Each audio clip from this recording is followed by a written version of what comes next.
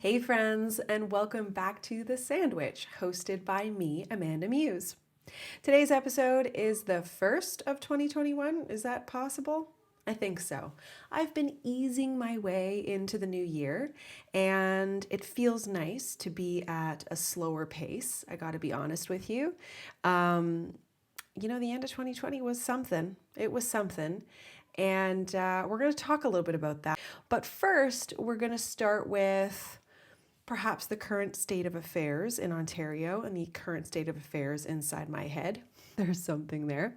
And we're also going to talk a little bit about goals, goal setting. Are you into it? I feel like this is the first year I've really set clear, very clear, specific things for me to accomplish. In fact, I've outlined 21 things I plan on doing in 2021, and I thought we could talk about those things. It's going to be just a nice chat among friends.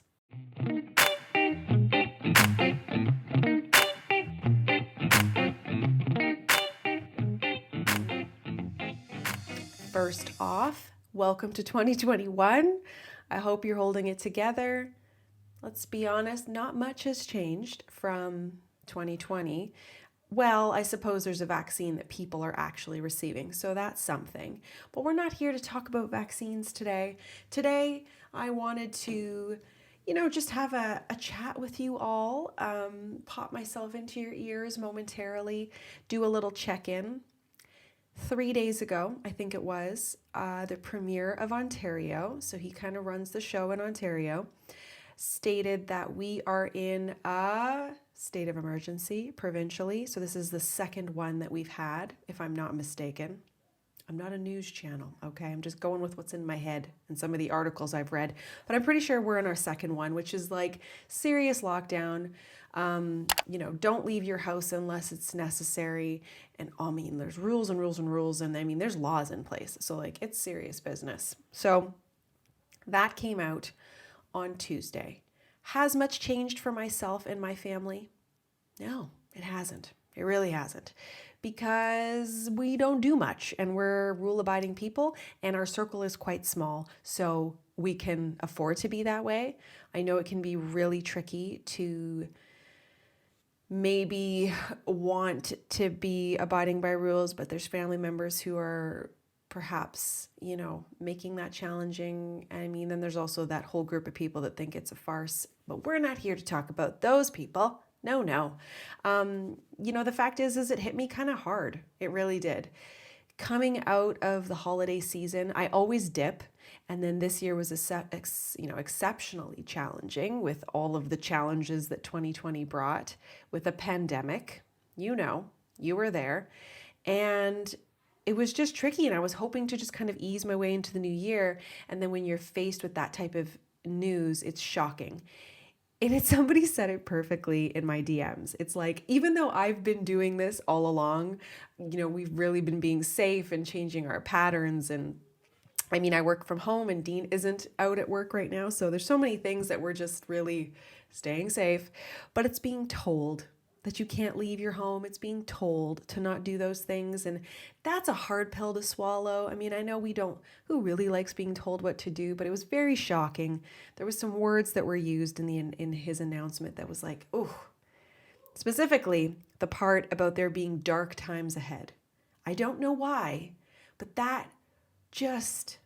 it just hit different, and I just didn't love it, honestly. So that was fun. But alas, here we are. And I felt really down for the last 3 days. And today, while I was getting ready for my day, I just happened to be scrolling through Instagram, and a news channel had shared, a little bit of a debrief of the rules and what's allowed and what's not allowed. And one of the things is that has remained the same, which I think is wonderful, is for single people or, people who live alone, they are allowed to have access to one other household. And as long as you, and I'm just double check this part, but as long as you are 5 people or less within the household, then it's acceptable.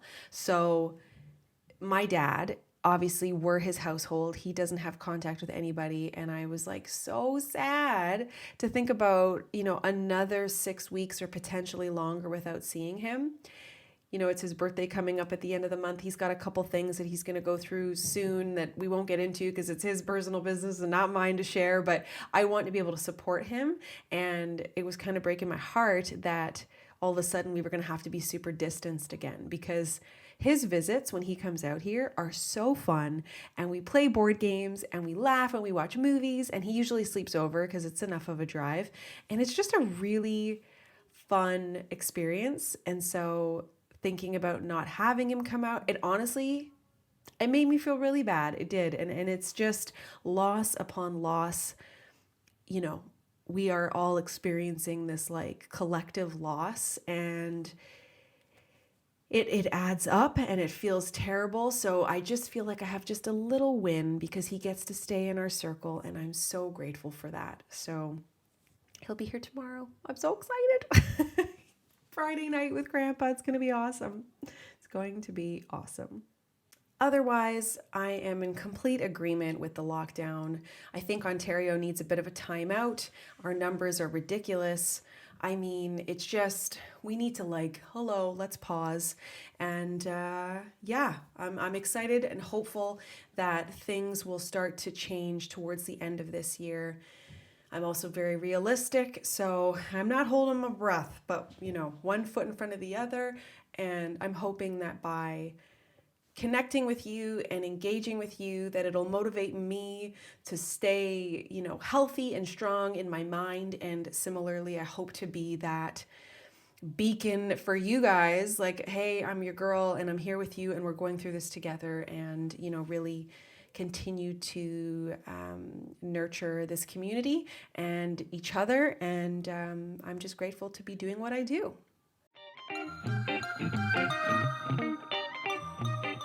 On the note of doing the things, I did something very different this year, and I sat down with a list, 21 things I hope to accomplish in 2021. This is a first for Amanda, truly. I was very inspired by the podcast Happier with Gretchen Rubin. I have referenced it many times, and I tend to fall in and out with that podcast as one does, right? But I always really listen around the new year because I find that Gretchen and her sister offer such hopeful and completely doable hacks that you can apply to your life to make you a little happier. And honestly, it works. And genius, ladies. Love the podcast. So I took a page out of their book, and they, this time of year, sit down and write out their list for the year, 21 things they hope to accomplish. And I always love how it's such an array of things, from exercise to specific things they're going to do around their house, or I don't know. It's just like so many different things. And honestly, it's so inspiring because it's so isn't the traditional, I'm going to lose weight, I'm going to exercise, blah, blah. Like, it's not the super boring stuff, which I appreciate. So I've got my little planner here, which I actually picked up for myself. I think it was October or something. I'm going to make sure I do that every year because it was really nice to start the year fresh with a beautiful planner. I'm very much a pen to paper kind of gal. I always have been. And I like the process of writing out things and crossing it off. It's like my favorite. So I think this is going to be a fun little thing for 2021. So before I roll into all of my things, I'm going to, my plan, I'll give you my list. I'd love to know, what are you guys up to? Have you created a list for the year? I'd love for you to find me on Instagram at AmandaMuse and share with me. I'll have a post likely by the time this goes out where I'll be sharing some of those goals, and I'd love to hear what you're up to. So find me, DM me, you know the drill. All right, let's jump into my 21. Number 1. Dry January. I don't know that I've ever done this before, and I felt like it was a weird year to choose to do it, but I was recently sharing some of my anxiety concerns that I've had over the last 10 months, and I don't know if there's a trigger, but I'm trying to figure it out, and so I'm trying to remove some of the things that could be deemed a trigger, and alcohol can be, and I just decided I'm just going to take a break. I had a big panic attack at the beginning of January, so it's out or the alcohol is out for a little bit. Will I be dry forever? I doubt it, because I do enjoy a glass of wine, but I'm just trying it out this month, and I'm already feeling different. Like I just feel very fresh, and it's a nice feeling to start the year out like that. So what I enjoy about this particular one is like I'm already halfway done, and it feels great. Well, nearly halfway. Number 2, walk 30 minutes a day. I started this at the beginning of the month as well. And initially I thought I would just do it for January, but honestly, I'm going to keep this up and I'm going to try my best unless I'm like sick or something, but that doesn't happen very often. But it's keeping up with my walks. And I picked up a treadmill in the fall, a used treadmill. It was like the greatest thing I've ever purchased because I use it so much, and not for running. Like I'm very much wintering at the moment and appreciative of the fact that I just don't have the motivation to do really hard workouts by myself. So I'm walking 30 minutes. And sometimes I do like an hour a day because I'll do 30 minutes on the treadmill and then I'll take my dogs in the evening. But either way, I am moving and it's making a difference. And I also think it's completely doable. A walk, it's great. Number 3 has been on my list for a long time, and it's get a will. I need to have a will. This is ridiculous. I've even had some great companies reach out where they have online services that you can make your own will. Like, why haven't I even done that? This is absurd. So it's on the list. It honestly makes my stomach go into a knot that I don't have a will in place. For someone who's a planner like myself, it's absurd. So it's happening. This is the year I'll be getting a will. Number 4. Coming back to the planning, is that this year is my year to open up an investment account and learn a little bit about trading and invest and play around with that. I don't know how much I intend on investing, but my dad is really into it and I've just been seeing advertisements for it. Like my phone must be listening to me. And I just think it's a really interesting thing to learn about. I'm always keen to learn new things, and getting a handle on your finances and making the most out of what you have is something that it just keeps ringing, in my brain. Like maybe you don't get to make all the money you want in your lifetime, but if you can make the most out of what you've got, if you can invest, if you can save, all of that stuff is really important to me. And I want to make this year the year that I really see some change and some movement in that part of my life. So I'm really excited about that. Feeling very grown up, guys, very grown up.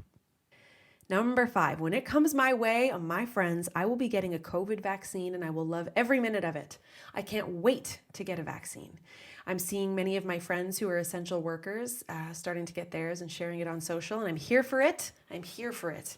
And what's the latest? We have to get 2 vaccines, right? So I can't wait to just get one. I'm excited. I am all for science and I'm here for it. So bring it on. Number 6, I have chosen a word of the year and a color of the year.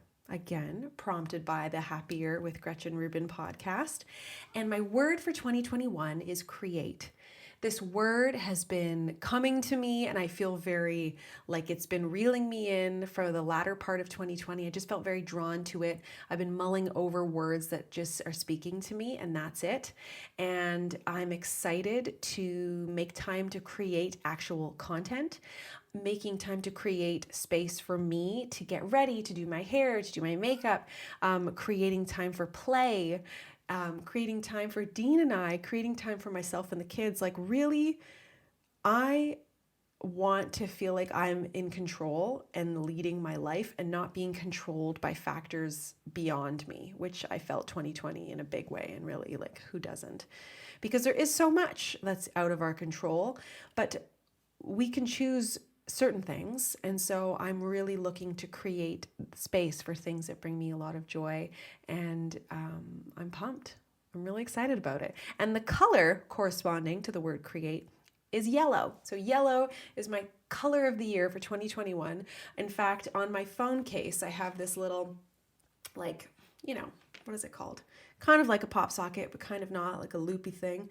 And it's yellow. And I didn't realize I was buying yellow, but I'm like, I love yellow. I have this yellow sweater I really enjoy. Actually, I have 2 yellow sweaters I really like. And it just makes me happy. Makes me happy. So I'm looking to create a plaque or something, or have something made, find it on Etsy, that's yellow and says create, and just sort of have it near me on my desk so that I don't lose sight of it, and that it stays on the tip of my tongue for the year, to stay in that mode, which is to create and feel creative. So I'm really excited about those things. And I must admit, it is really hard for me to decide on something like that, because I like decision, I like options, and it's something to be like, I'm choosing this one specific word and this one specific color, but I'm here for it. We're going to try something new this year, and this is one of those things. I'm operating outside of my comfort zone with that little thing, so we're trying it. Number 7 is to launch Friendo. I had alluded to this in my podcast with Dean. I guess it's 1 or 2 episodes ago now, that I have a brand that I've created and a new podcast concept. And I sort of had this thing, this epiphany, I guess, is like, I sort of assumed I would take the Sandwich podcast and simply rebrand it to be Friendo. And I might still do that, but I'm also considering just launching it fresh, like a brand new podcast. It is going to have segments and just be very formatted, like easily for me to create. And there's also going to be different types of guests, and I'm really excited to bring in the conversation with other people, and not necessarily creators, like people like yourself, if you're not a creator who's listening, who has made an impact on the world, or has a neat job, or has a great story to tell. I really want to chat with you guys. So I'm going to be leaving a link either here in the show notes or on Instagram in the next coming days for you to be able to submit your stories and your if you'd like to have an opportunity to be on the podcast, this is your chance to reach out to me, or if you want to recommend someone that you think would make a great fit for the show. And it's all about, like, be your own bird, like, be yourself. And what does that look like? And what is the story you're telling? And what is something that is just interesting to talk about, right? So it could be anything. And I'm excited to have a little project to work on. So that's happening. It's happening this year, like in the next few weeks, coming very soon. This next one is a weekly check-in with my sister. So I have a sister, her name is Kaylin. She's been on the show once, I think before. Yeah, once before. And she is just such a delight. She's 10 years younger than me. And I feel like in the last year to 2 years, we've just evened out. Like, the age difference is no longer a gap. She is 26. She's living her own life. She just bought her own house. She's got a great partner. Like, there's so many great things going on in her life. And it's like, all of a sudden, I'll always be her big sister, but I'm not like the mama bear to her anymore.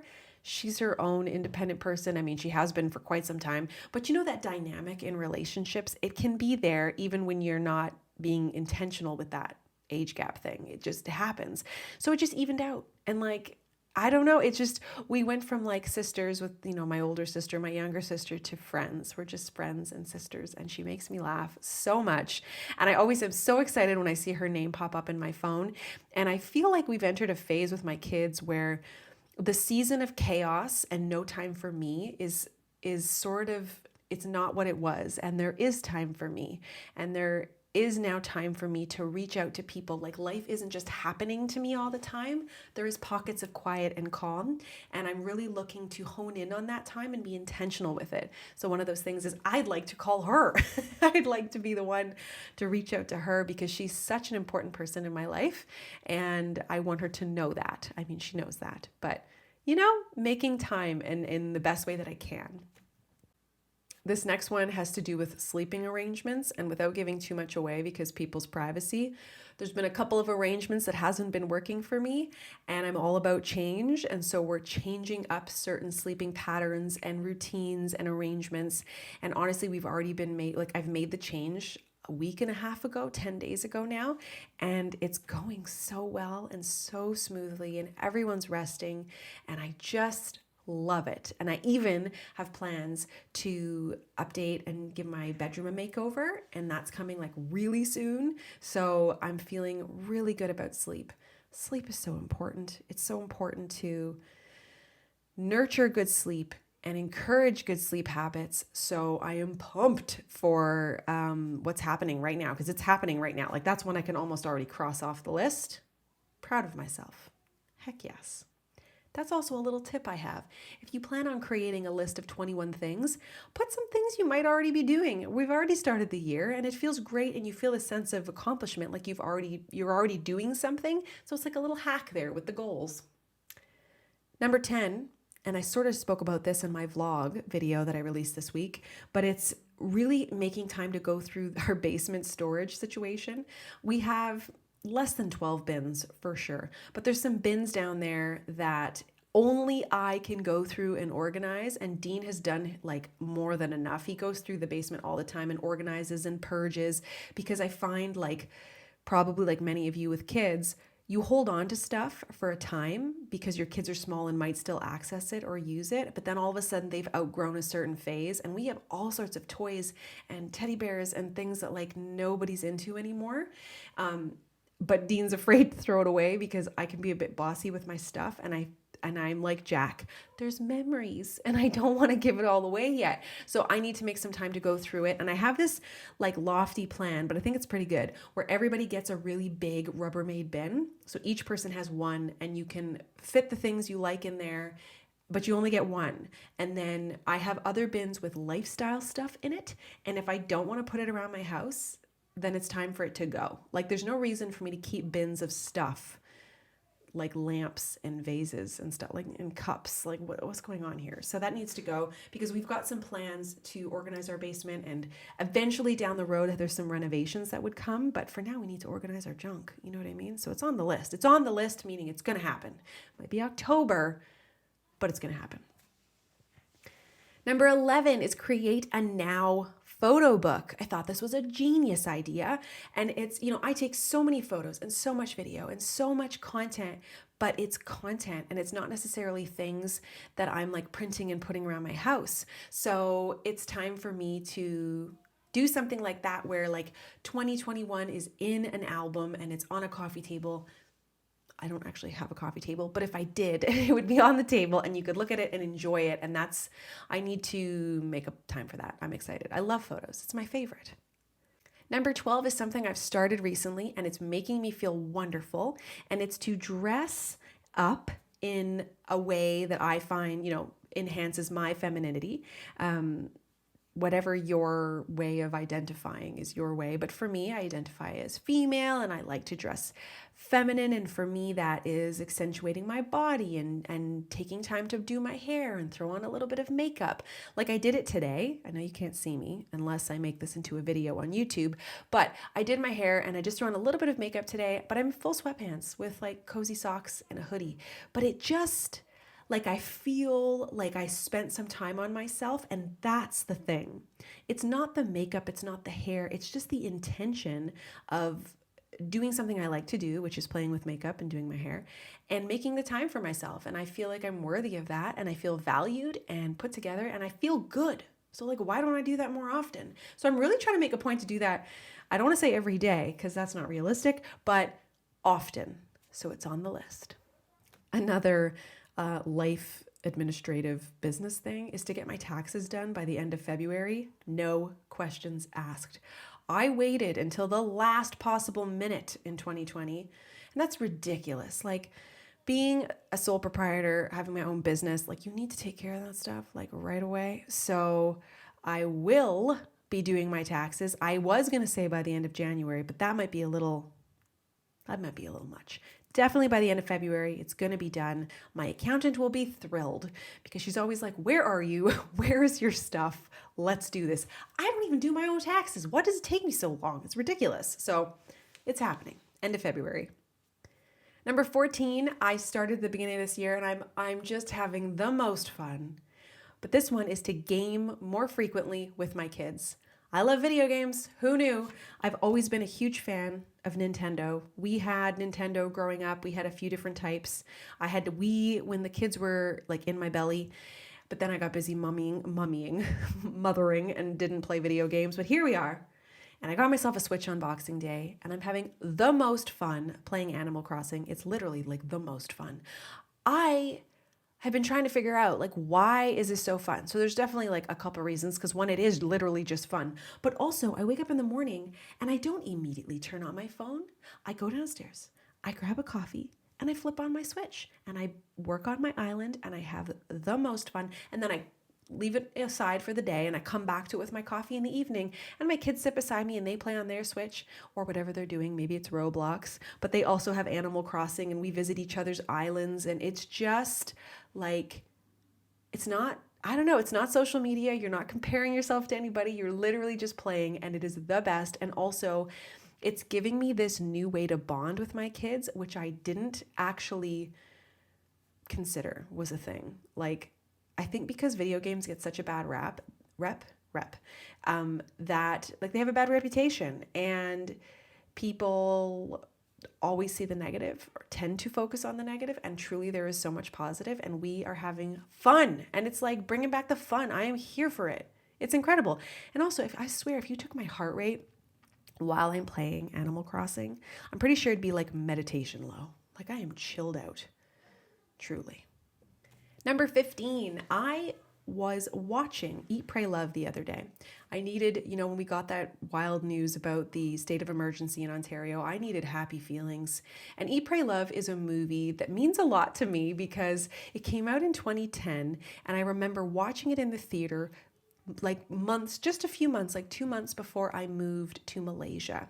And in that movie, I'm sure you've seen it, but if you haven't, the main character ends up going to Italy, ends up going to India, and then ends in Bali. And Bali I've been to. I haven't been to India or Italy, but just the feelings of travel and the engaging with people and then the, meeting friends along the way and that transformative feeling that comes from that movie. It's so many happy feelings for me, truly. Something that jumped out at me when I was watching it just this week that I didn't catch before, and I'll explain why I probably didn't catch it. So there's a scene where she's reaching out to people and her birthday's coming up and she's like, hey, it's my birthday and I know we tend to get together and we celebrate and you buy me gifts and this and that. And then she ends up asking them if they could make a donation to a woman in Bali, and then this woman is able to buy herself a house for her and her daughter. It's gorgeous. What a beautiful gift to give someone, right? But I was like, wow. If I had to email a bunch of people right now to have a birthday party, like how many people would I be able to get at that birthday party? Like how many people am I investing in right now? Am I nurturing friendships like I tend to my fitness, like I tend to myself? What's going on here? Now, I do realize there's a lot of factors when it comes to friendships, and a lot of them, they're based on proximity. The people that are closest to you, literally within proximity, are the ones you tend to nurture your friendships the most with. However, I have some pretty amazing people that I have met that are spaced out around the world, and I really want to reconnect with them. I have beautiful memories of people, and they may not know how much I value them, and so I've made a goal to write one letter or email per month to a friend, be it someone close by or someone far away, and just connect like that. Friendships to me are so important. I just think, and I'm going to be honest with you, like 100% of my friends are women. I think women need women, and I know that I do, and I need that type of community to tap into, and I miss so much of that side of my life right now. So I'm excited to connect with people, and even like old school snail mail letters, like I'm really pumped. And it's not about them emailing me back. And it's not about them, like I don't want to burden people with like, oh, I got to email Amanda back. But it just reaching out is such a gift for me to connect with others. I'm really excited about it. And the part from the movie that I realized is like, well, first thing is she is a child-free woman. And so it's different the amount of time that you have to nurture friendships when you're not raising babies. Honestly, that is just a fact. It's different, right? It's a choice I made, but it's just fact. So when I left Malaysia with these tiny babies, they were small and there was so much change that was coming from my family. I did not have the time to nurture friendships.